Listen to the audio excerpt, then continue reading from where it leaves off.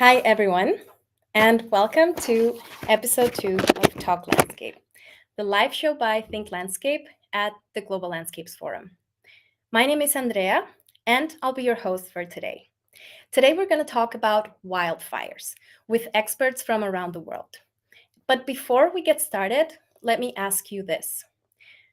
Are you still shocked when you see stories about wildfires on the news or on social media? Or are we starting to get used to them? Maybe it was a headline or footage from forests going up in flames, or maybe it was when a wildfire got dangerously close to a celebrity mansion in California.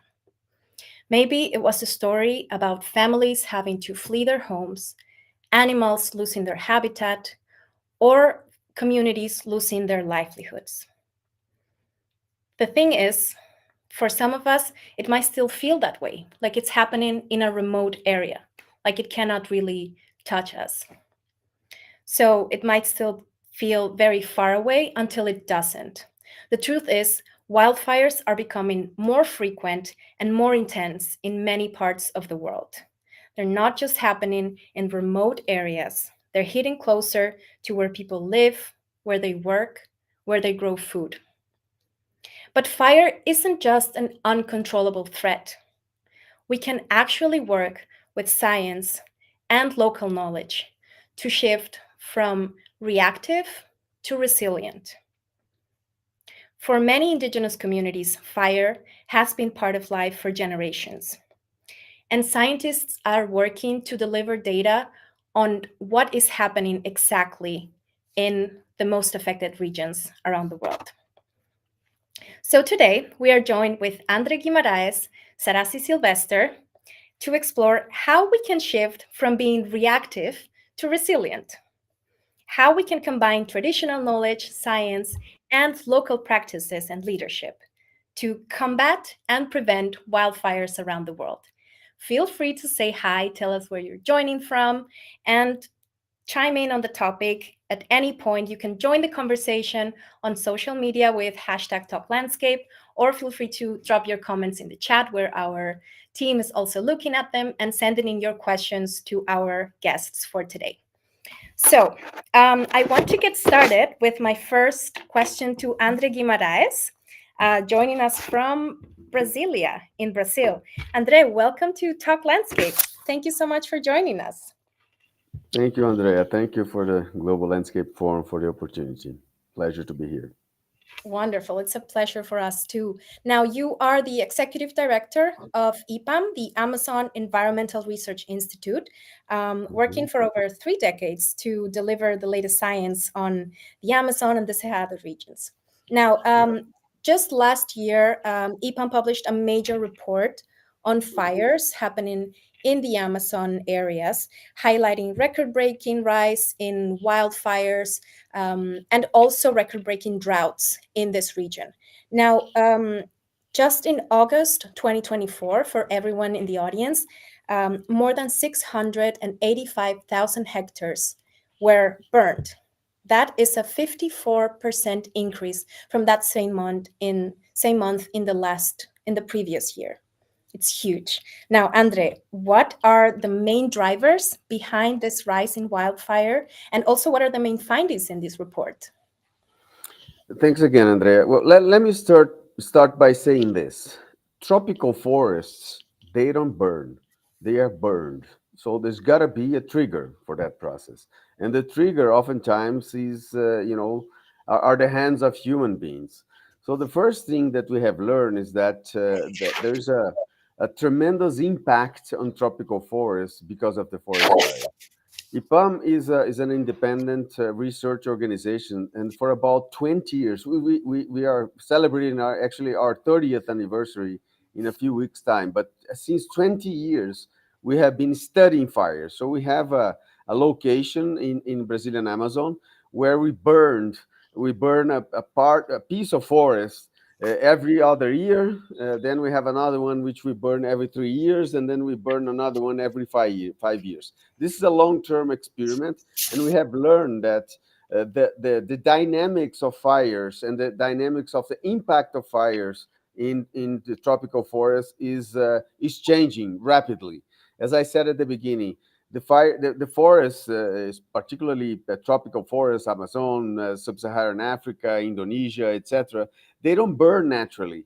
So you have to have a combination of factors to the forest fires to take place. You have to have fuel, so we have to have dry mass, dry material, and there's a lot of dry material because of the deforestation. So deforestation leads to dry leaves and trunks and wood and so on, which will burn in the next year. So we have to have fuel. We have to have the conditions. I mean, you have to have low levels of moisture in the air and so on. And in third place, you must have the trigger. And the trigger, as I said, is oftentimes a human hand, which begins the process. The challenge that we have is, first of all, this create more discipline in the use of fires. Many communities depend on fires to promote the management of their land, of their properties. So fire is still used by some communities as a production factor, as a production strategy that needs to be, on one hand, changed, and on the other hand, has to be used with more intelligence and more carefully. So it's possible to use fires, but we need to be very careful about how we use. Otherwise, the fire in a location will become an out of control forest fire, creating all the problems that we have. We'll be able to talk more, Andre, about the consequences of fire, but I just wanted to highlight this point at the beginning, so that fire is still used, but in the conditions, in a world, in a planet that is increasing its temperature, consequently reducing the moisture in the air, fires are becoming more and more dangerous, and they have to be more and more disciplined. Otherwise, we'll be seeing accidents, and we'll be seeing people losing their households, people getting sick because of the smoke, and we'll be observing the tragedies and the calamity that we have been seeing over the past few years. We need to avoid that. Absolutely, Andre. Now, I want to go back to what you said, that the Amazon is a tropical forest, which shouldn't be burning. It's mostly human made. And we are going to delve into some cultural practices of human made fire with Sarasi in this discussion. But before we shift to that, I want to ask you, Andre, what are the consequences of the Amazon burning, not only in the region and for the communities living and depending from the resources in the region, but globally? How does that affect us worldwide? A good question, Andrea. Thanks for it. First of all, the fires in the Amazon pretty much affects everybody, and I'll tell you why. First of all, last year, 2020, the cycle 2023-2024 was for the first time, was the first year in a series of more than 30 years that forest fires emitted more carbon to the atmosphere than deforestation. So this is a new phenomenon.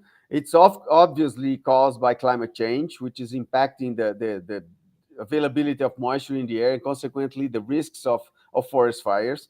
So on one hand, it's affecting everybody because it's helping increase the temperature of the planet, but it's also affecting people, 3,000 kilometers away or 2,000 miles away from Amazonia. Last year, we have seen in São Paulo. São Paulo is a big city in Brazil, down south. São Paulo is 3,000 kilometers away from the Amazon, and we have experienced smoke in São Paulo, which have caused health problems for the population, which has caused accidents in traffic because 3 o'clock in the afternoon it became evening in São Paulo because of the forest fires in Amazonia. So the second group of people that is affected are the population in surrounding areas of the Amazon, in Brazil, in Uruguay, even in Argentina, in Paraguay. All the countries were affected by the smoke coming from the Amazon. And the third group, which is the most impacted by forest fires, is the local population in Amazon, particularly because of health issues related to lungs and to lung diseases and health problems related to smoke. When we use fires on a regular basis, you can damage the soil, consequently affecting the productivity of agriculture. So it's the fire is a bad news for every single human being and for the life on this planet as a whole, because it's dramatically affecting negatively climate change, both on a global level and on the scale, on a local scale, affecting people from different manners, both on the individual and the collective activities such as agriculture or even working in outdoors. I mean, is something that affects. We did a survey a few years ago, and we have identified that the health costs, the hospital costs in Amazonia have increased by 20% during the fire season, as they like to call in mid-year. So this is a dramatic, and the bad news is that this is not going to get better in the years to come because the temperature of the planet is increasing. So we have to be more and more careful, if not eliminate the use of fire in our economies, in our activities. This is really powerful stuff, Andre. And before we jump into include Sarasi in our conversation, I want to remind everyone watching on social media or YouTube to chime in, share your questions, share your comments. Let us know whether your community or someone close to you has been affected by wildfires. Not only that, but what solutions do you see ahead? Now, over to you, Sarasi. Welcome to Talk Landscape. It's great to have you here. Now, Sarasi, you're not only a young activist for Indigenous rights and environmental conservation in Kalimantan, Indonesia, but you're also part of the Dayak community. And this community has a very particular relationship with fire. It's part of your culture, as I understand it. Can you explain how Dayak communities traditionally use fire, especially through practices like manugal? Okay, thank you, Andrea. Actually, I'm not from Dayak, but I'm from North Sumatra. It's similar with Dayak. We have a similar background from the indigenous knowledge. So, uh, I want to explain about how the indigenous knowledge, how the indigenous people in Dayak to manage the fire. So, burning, it's the part of our tradition in Dayak. We use the small fire to clear land, and we learn from the experience. So after we make a small fire in the to clear the land, we plant the like the rice for livelihood. So burning with small fires and making boundaries before burning. We understand the condition of the land before making a fire. This is a base of our experiences. So it's not only about the to clear land, but we have deep experiences how to manage the fire. This is to ensure the fire and can be controlled. So we have experience if we make a small fire and the smoke is only at the bottom, not going up. This means the wine is strong, so we will turn off the fire and waiting for the right time. So Andre, we have like tradition manugal is the part of agricultural tradition from our community. Is not about it. It's not just about agricultural, but it is also social. So it is done with cooperation. We burn small land as needed, not to burn forest, but sometimes maybe we have to cutting several trees, but not to burn. Thank you so much, Sarasi. And if anyone would like to know more about this special cultural practice of the Dayak communities, we invite you to read that story on Think Landscape. We will share the link in the chat about how Dayak communities are using Manugal to continue their cultural practices. Now, Sarasi, I want to also ask you about your personal journey in reconnecting with these ancestral practices. And how do you see young people continuing this kind of environmental stewardship today? Okay, thank you, Andre. So when I like said I'm not from Dayak, but I am from North Sumatra. It's like similar with Dayak. We have similar background from the indigenous people. So I love the Dayak community. They know how to protect their forest. They know how to protect their land. So how to the involving the youth for the how to involving the youth to controlling the fire in Central Kalimantan, or maybe something like that, to invite the youth leaders. So now ev- every every youth have using the mobile phone, and Mhm. have, they have the they have like a signal to make posting. So now from the our experiences, now from the our experience from our community in Renewal Foundation, we are so motivate you to make like like post to documenting and archiving traditional knowledge for the future, and then we providing information and changing weather patterns, and we will support the youth to mobilizing campaigns. So I learned from the our experience. I'm not have background from the about the forestry. I don't have background about the uh, learn about the tools, but I learn from the our experience. I learn from the our elders. I learn from the sometimes from the dialogue community.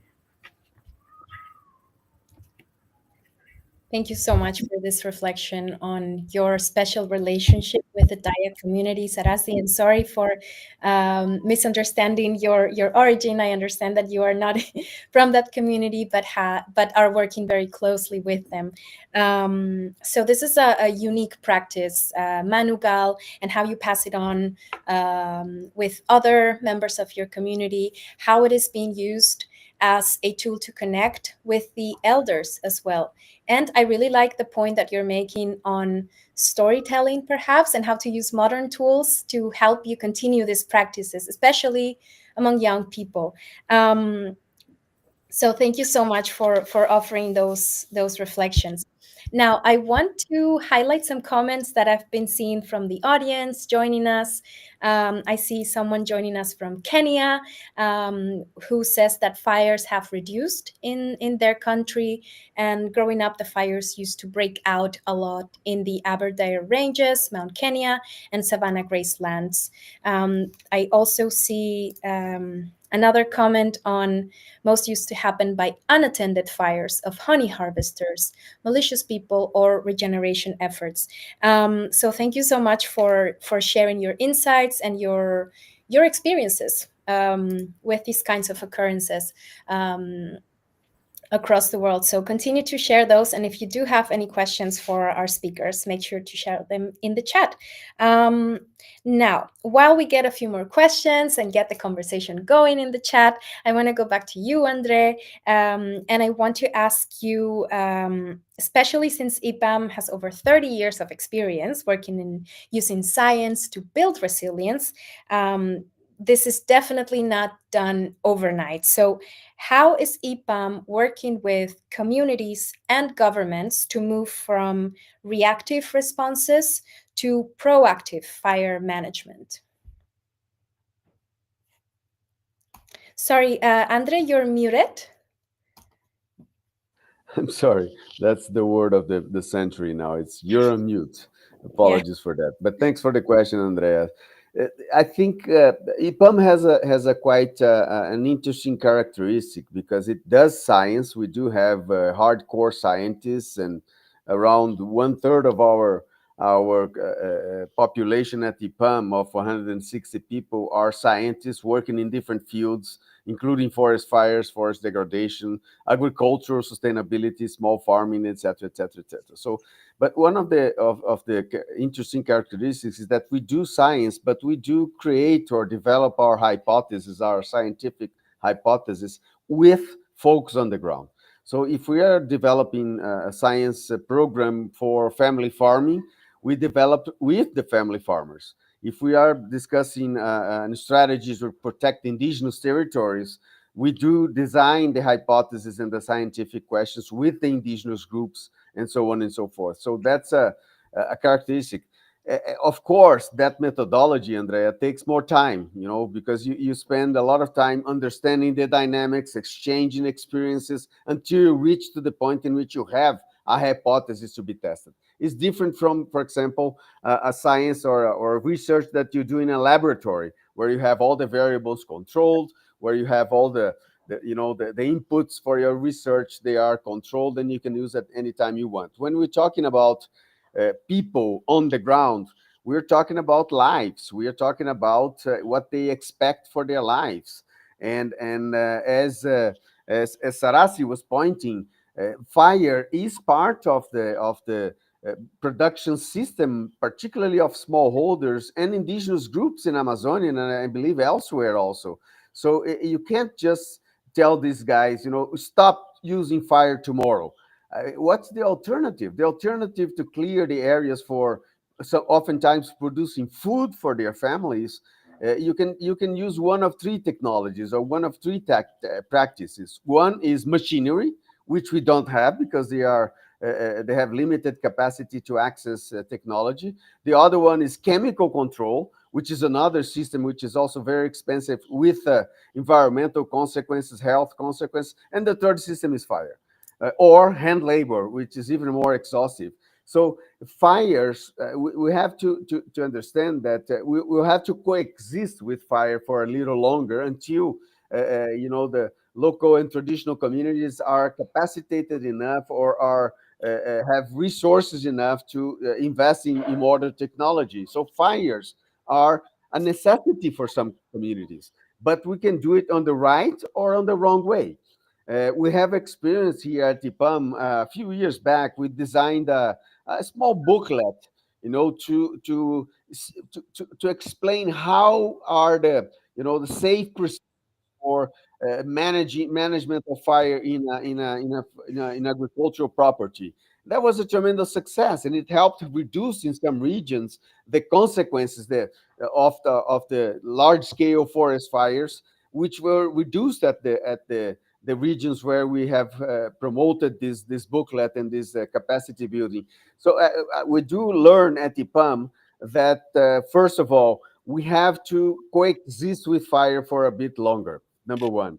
Number two, there are not technologies available immediately to replace forest fires, so we have to coexist. But there are ways to reduce the negative impact of forest fires. Burning a small area to plant corn or some food product, it's okay. It doesn't harm much. It doesn't hurt anyone. It doesn't produce that much smoke. The problem is when the fires escape from that area and go into the forest. And as I said before, because of climate change, tropical forests are drier and they are more subject to forest fires, which gets out of control. So we have to differentiate the small scale forest fires, which are used to manage agricultural land, to the big forest fires, which are oftentimes they happen because the fires escape into the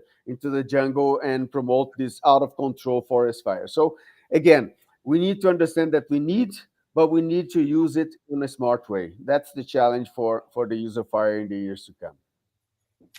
And what is your view, Sarasi, on coexisting with fires? I'm sorry, Hannah, can you tell your question once again? Yeah, of course. So, Sarasi, I want to know what is your view on how we can coexist with fires, especially with through cultural practices as Manugal.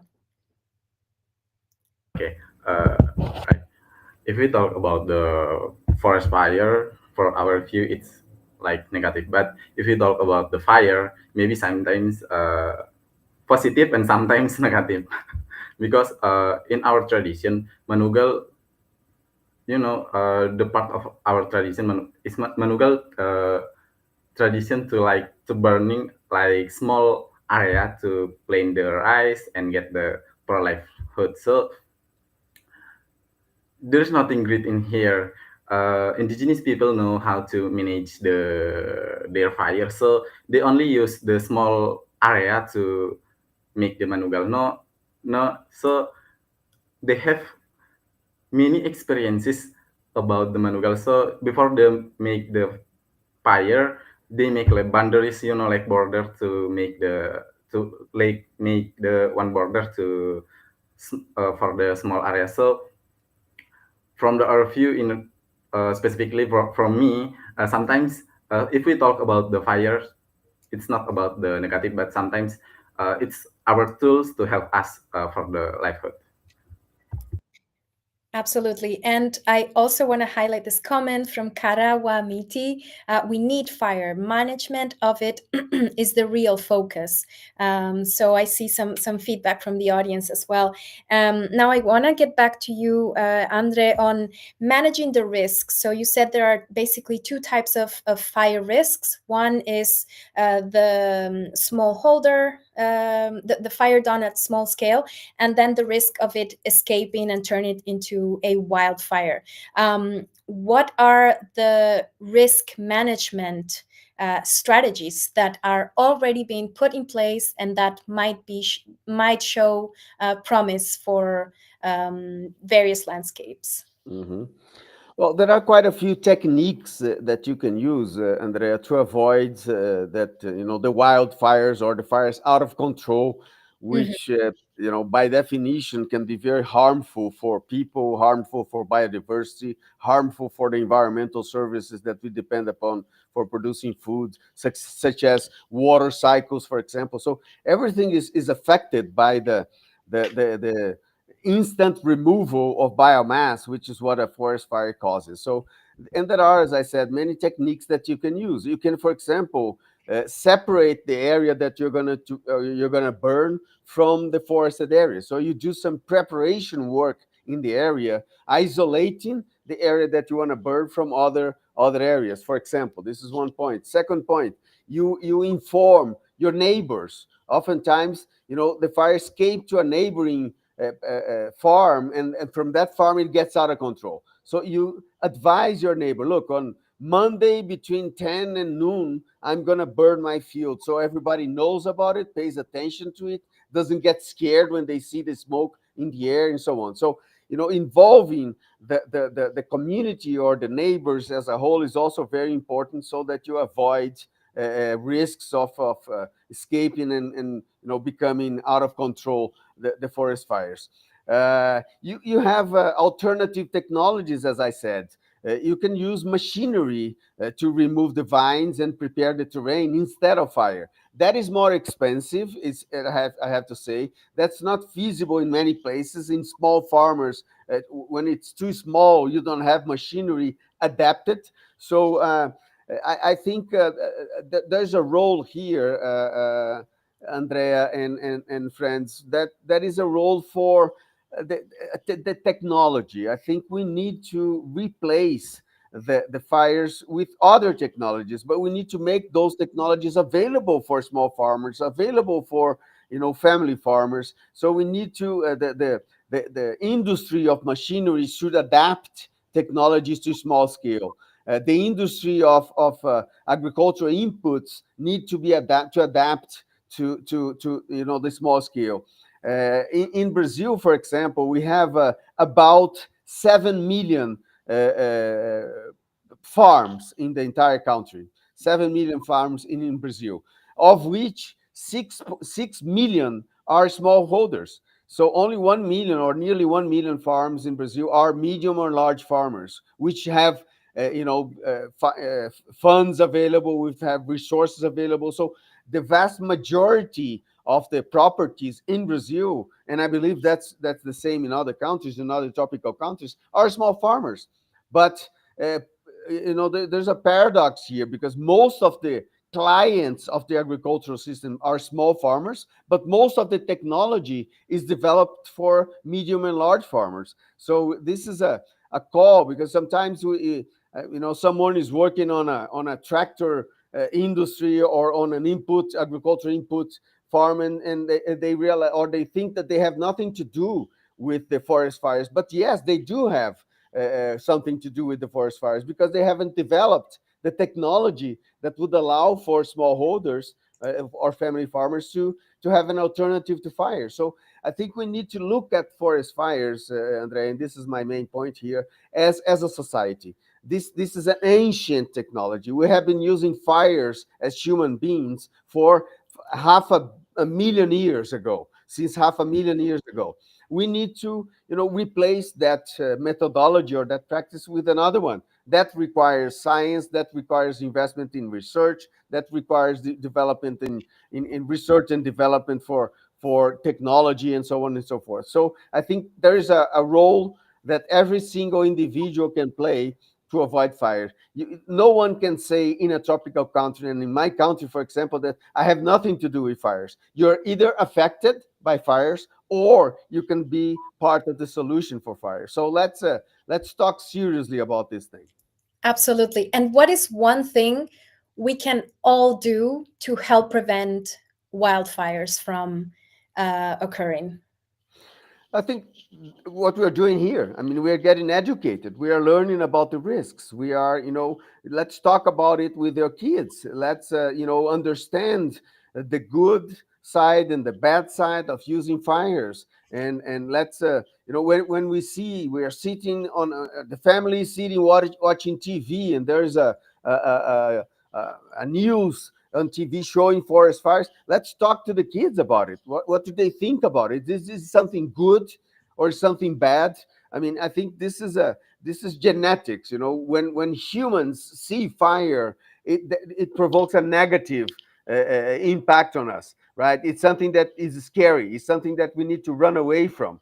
So if it's something so scary, let's talk about it, and let's try to find ways, solid ways, good sense ways, fundamented ways in which we can replace forest fires or replace fires with other technologies and other methodologies. So I think everybody has a role to play. Let's, if you think you don't have a role to play, begin talking about it, and you'll see that there's a role for you to play. That's a really, really good advice for myself, for everyone watching. Thanks, Andre. And Sarasi, I want to ask you now also about the role of education. That is so, so important, as Andre says. So how do you see the importance of educating younger generations in and making them part of fire management techniques, and making them feel active in preventing wildfires?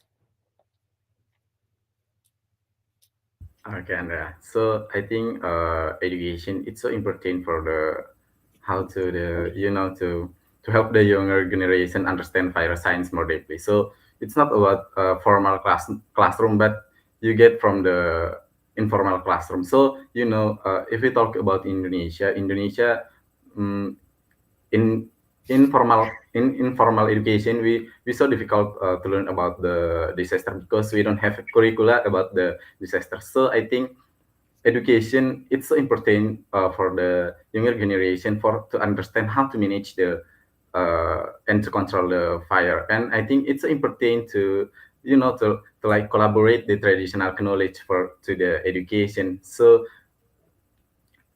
uh, I think so important to teaching the young people how to to manage the fire and to control the fire.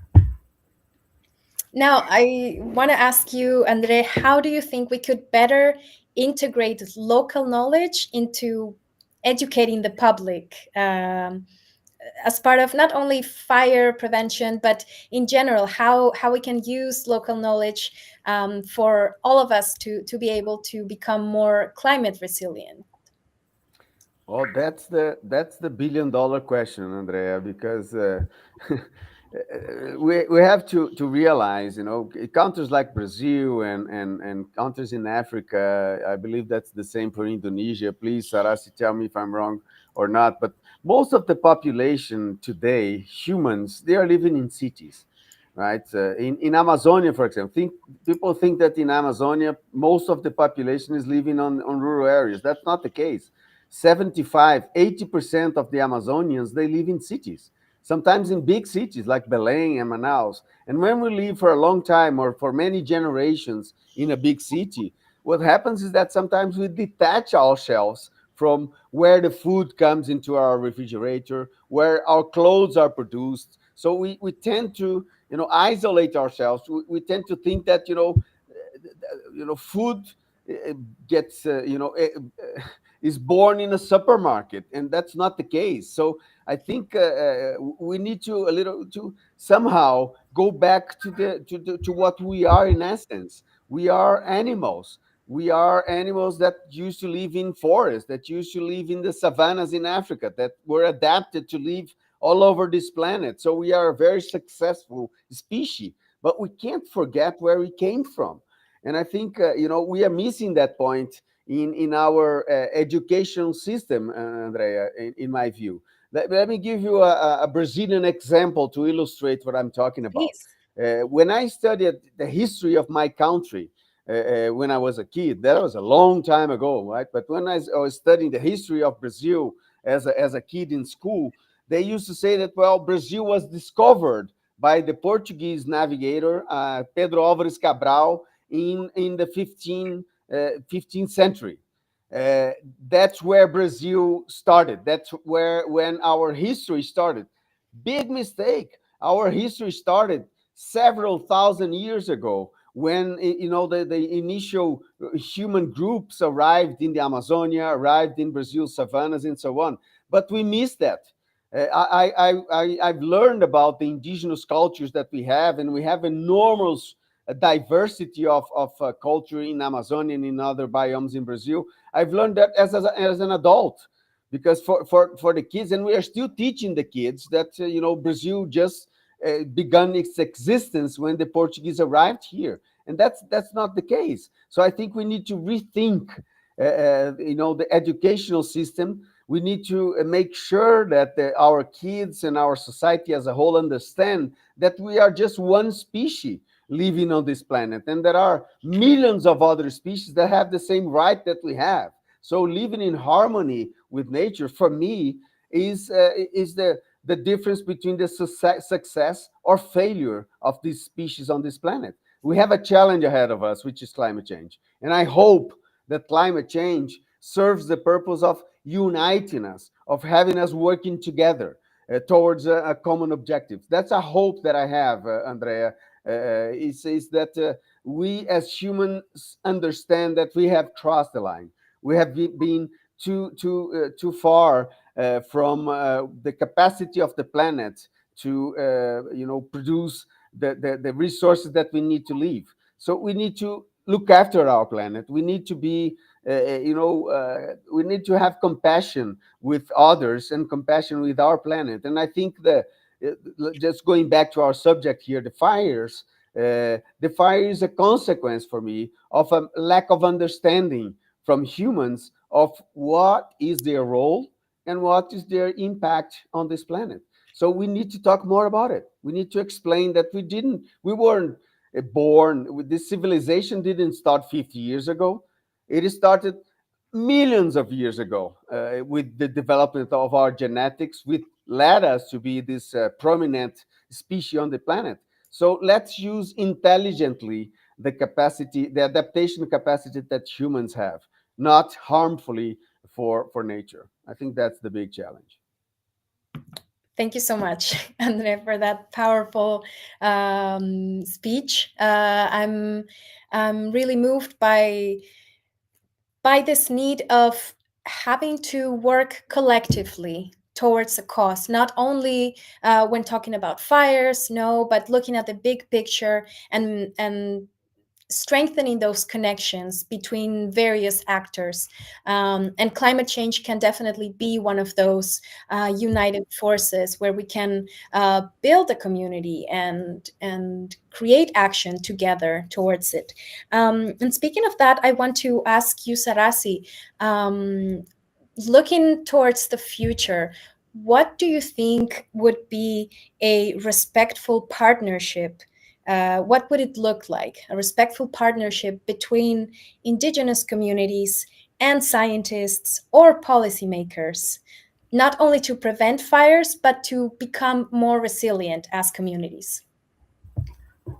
Okay, thank you, Andrea. So I think like the key for this problem, like collaboration. So every people, every human need to some people. So like uh, government listening to the indigenous people, and indigenous people respect for to the and to the government. So I think it's the like make the collaboration, and like to recognizing the indigenous people. So involving the local leaders in the planning, not just implementation, because there are so many there are so many problem. Uh, Indigenous people like only to just implementation, but they not get the involving for the to make a planning. So I think it's important to like to make collaboration, indigenous people, community, indigenous people, like researcher and government to make like what do you want and what do you think about that, something like that. Thanks, Sarasi. So basically, building a respectful relationship. Any views on that, or any follow up on that, Andre, from your work in working with indigenous communities as well? Yes. Once again, I think we don't need to be scared of fires, but we need to respect fires. And working with the indigenous groups, let's separate indigenous groups, which are located oftentimes inside the jungle, far away from infrastructure and so on. Let's differentiate that group from family farmers, for example, or even regular farmers, right? The indigenous groups, they are often in the case of Amazonia, they are near forest, near the rainforest. So using fire to clear an area to produce manioc or some other food crop is not really a problem. The risks of that fire escaping for to become a wildfire is very limited because it's an isolated area and so on. So people for ideological reason and oftentimes for political reasons in this country here, they used to blame the indigenous groups for the fires that we have seen last year and the smoke coming to Sao Paulo, as I mentioned, and so on.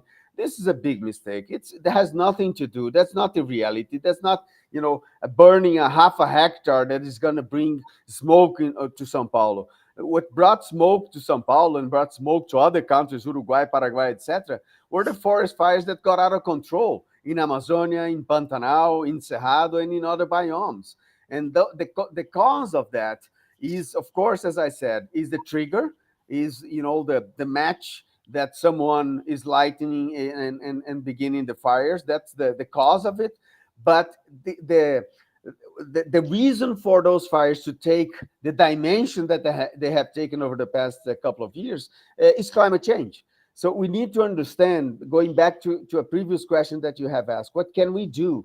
We need to talk to our kids about climate change. I mean, climate change is going to redesign the planet, redesign it physically, redesign it commercially, redesign it culturally, redesign the borders and the geopolitics of the planet. It's happening in front of our eyes. These days with the commercial conflicts and so on and so forth. These are all evidences of a planet that is discomfort. Humans are discomfort with this planet today, and they are discomfort because it's getting warmer. It's discomfort because it's getting more dangerous. It's discomfort because we have war happening in places where we haven't seen war for decades and so on and so forth. So there are a number of reasons for people to be uncomfortable. Now we need to translate or to transform that let's say that uncomfortable energy into conversations, debates, and eventually into solutions. I do. Maybe I'm naive here, Andrea, but I do believe in our species, and I think we are smart enough to produce the necessary adaptations that we need. We have done that in the past, and we'll do that again. And I hope that we can do that without losing many people, without harming more the social design that we have in our species and on this planet. So let's talk about climate change now. And I still want to invite the audience to chime in with your questions and comments. We have a few more minutes of this discussion. But indeed, let's talk about climate change. Andre, you mentioned that we as humans are uncomfortable in this planet, but it could also be the other way around. The planet is uncomfortable with us humans here. So now I want to highlight that this year, the most important conference on climate change, the Conference of Parties of the United Nations, is coming back to Latin America after more than a decade. It's coming back to the state of Pará in Brazil, which is especially one of the most affected areas by climate change. So, Andre, and everyone, I'm super happy to announce that you, Andre, have been just announced as special envoy for Civil Society Circle at COP30, which is just another lever to continue the conversation and make civil society heard at this global discussion. So, with COP30 taking place later in November, what momentum do you see for policy change and climate action? What is the opportunity that we need to take advantage of now? Mhm. Thanks again, Andrea, for the question. Let me first say this. This is a COP, this is a conference of the parties of the UN Climate Convention happening inside or in a tropical country, happening in Amazonia. But this is not the COP of the tropical countries. This is not the COP of Brazil. This is not the COP of Amazonia. This is the COP of the planet. We have a global problem, right? We have a global issue. The tropical forests do play a role. And let me say this, there's no way we will achieve the Paris Agreement 1.5 goal, 1.5 increase in temperature goal, if we don't take care of the tropical forests. Forget it. There's no way we're going to get there without tropical forests. So protecting forests today is a matter of us surviving in the future on this planet. As simple as that. We need to get rid of fossil fuels. That's true. That's the biggest problem. But only, and please don't take me wrong here, only getting rid of fossil fuels is not enough. If we continue deforesting forests or clearing areas in tropical countries as we are doing today, we are going to fail as a species on this planet. So there's no way we'll survive without tropical forests. Half of the food on this planet is produced in tropical countries. Half. And the only reason why that happens is because we have forests producing environmental services such as rain that would allow for the food to go all across the planet. So we need the tropical forests because they are protection against climate change.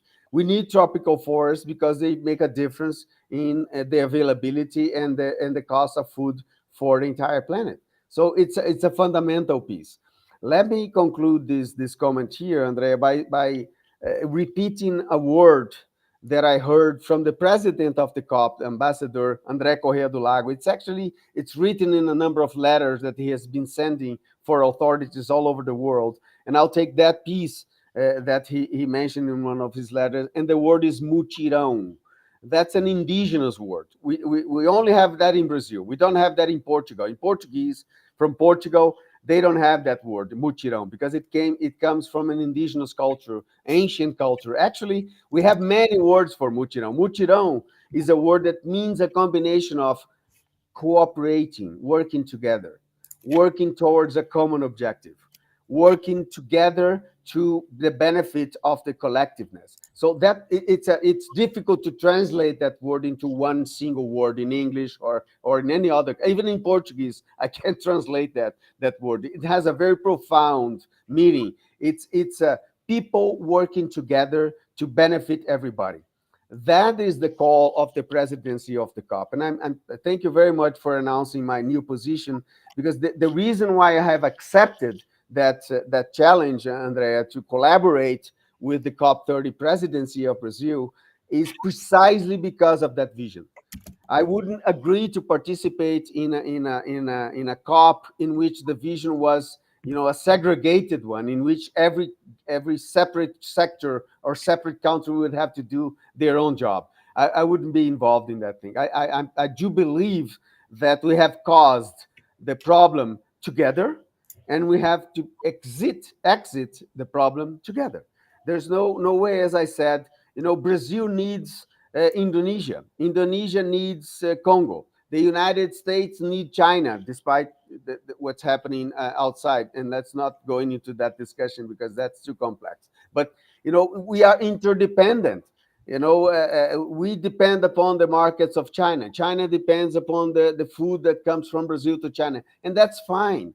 I mean, we produce food more efficiently. They produce technology more efficiently, and here we are. We are partners. We are commercial partners. And I think the only way that us as a society, as a species, will thrive on this planet, or will continue to thrive on this planet, is protecting nature, is making sure that we understand that we are part of nature, is understanding that us living for several generations inside a city, we do have a responsibility. We need to know where the milk that we drink comes from. We need to know how the apple that we need that we eat as a dessert comes from, and how it is produced. If it's causing harm to people, if it's damaging the water, rivers and lakes and so on with chemicals, we need to know if this is promoting poverty, or if it is promoting more harmony in the value chain. So, and all of that information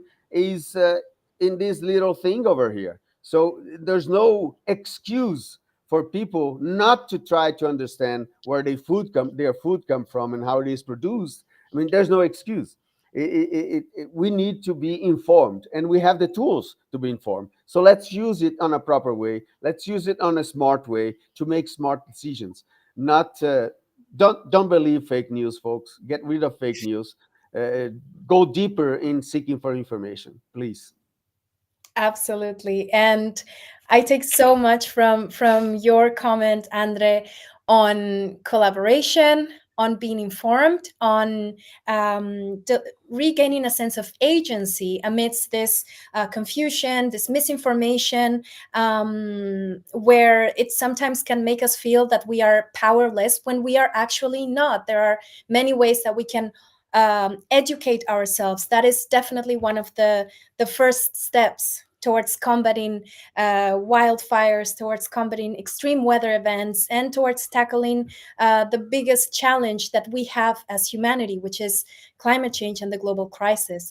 So thank you so much to you, Andre, and Sarasi. So now I want to open the floor for a closing round of messages, starting with you, Sarasi. What do you take? What is your biggest take from this session today? What is one thing that we should all be left with?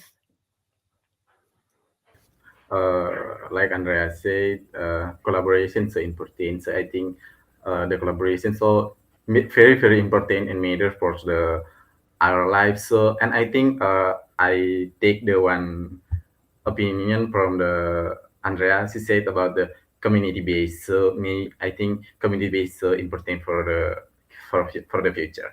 Only that, Andrea. Thank you. Thank you so much, Sarasi, for joining this discussion. Now over to you, Andres, for one final quick message for everyone watching today. Sure.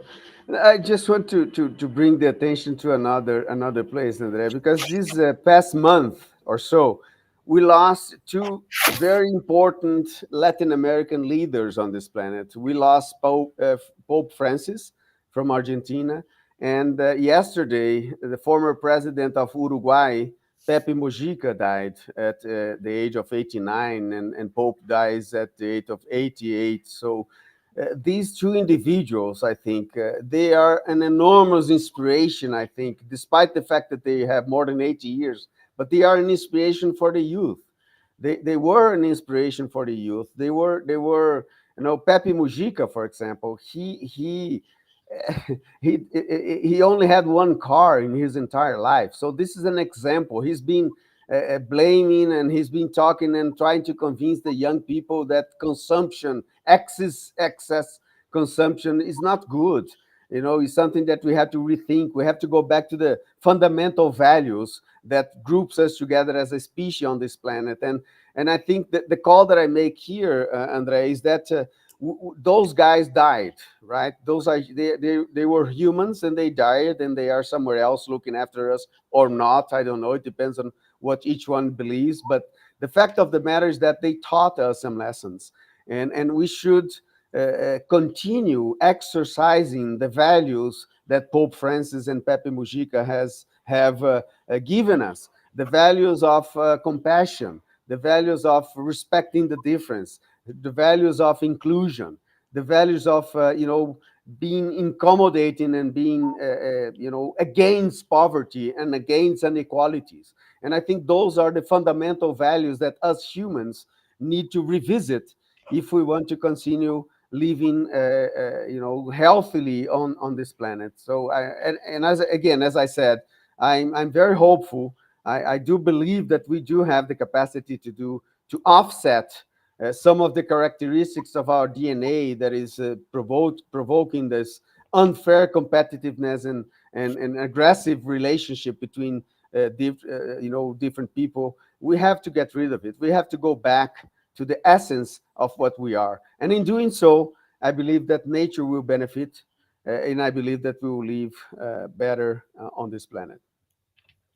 That is a very hopeful and positive note to wrap up this discussion today. So I would like to thank you once again, Sarasi Silvester, coordinator at GLFX Kalimantan, run by the Ranuelum Foundation, and Andre Guimaraes, executive director of IPAM Amazonia. And to everyone in the audience for joining this discussion today, watching on social media and YouTube.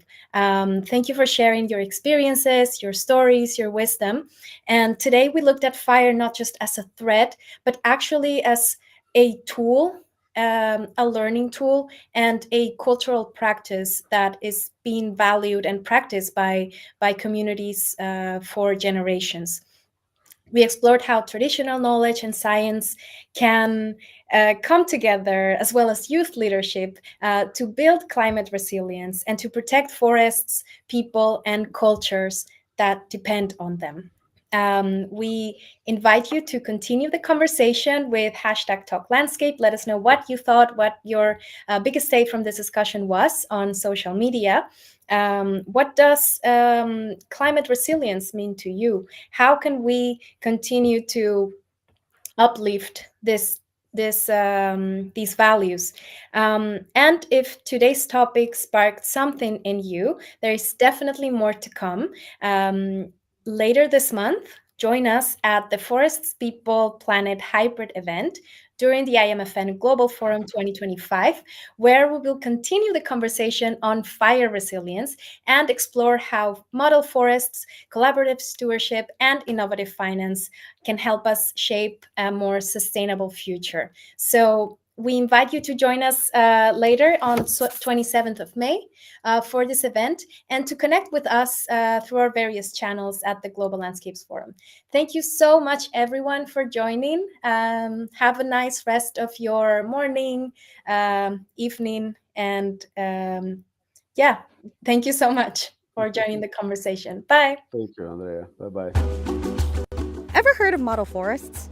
They're living laboratories for sustainable forest management. And across the globe, they're proving that local action can drive real, lasting change. On the 27th of May, be part of a free online global gathering for Forest People Planet at the IMFN Global Forum 2025, live from Kentville, Ontario in Canada. Discover how communities are restoring landscapes, supporting livelihoods, and creating green jobs. And connect with people around the world who are turning bold ideas into real-world results. It's all about scaling local solutions for global impact and showing what's possible when communities lead the way. Join us, get inspired, and be part of the solution.